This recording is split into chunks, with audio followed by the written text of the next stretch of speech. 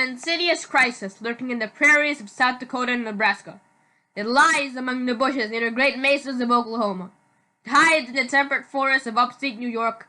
It is the crisis, or rather the crises, that are affecting the indigenous people of the United States today.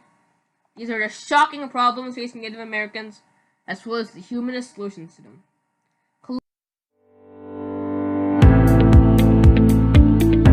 Columbus Day and teams with Native mascots or names are not the only issue that faces Native Americans. Both of those are deplorable. So we start with one of the most stunning problems facing natives, at least numerically. According to U.S. News, in that class of 2010, only 51% of Native American students graduated high school. In Alaska, that number was 42.5%. This low of an education rate puts serious constraints on the native populations. Another major issue for natives is alcoholism. According to MSNBC, almost 12% of all native deaths are due to alcohol. Alcohol-related deaths 4 times as common in the native population than in the general American population. Fetal alcohol syndrome among natives is 7 times as common as among the general population. There are many other health-related issues facing Native Americans. The rate of diabetes among Native Americans is shockingly high for many tribes, with over 20% of the Mohawk Nation suffering from diabetes. The rate of heart disease is twice as high among Native Americans and the general populace as well. Furthermore, a Surgeon General's report from 2003 claims that Native Americans are at a very high risk for mental health disorders. Suicide is one of the most terrible issues facing Native Americans. According to the U.S. Commission on Civil Rights, the suicide rate among Native Americans is almost twice as high as among the general populace.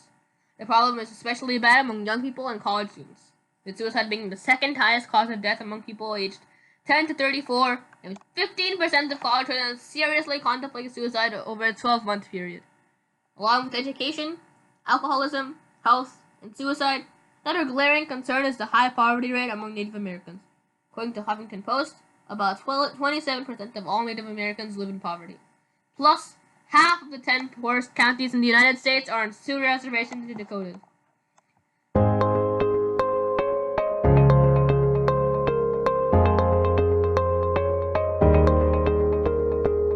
Most of this video has been very negative and quite saddening, and yes, the plight of the Native Americans is truly very unfortunate and very depressing. However, it is not impossible to fix these issues. It's not too late to solve these century-long dilemmas. One of the first and most needed solutions is quite simple.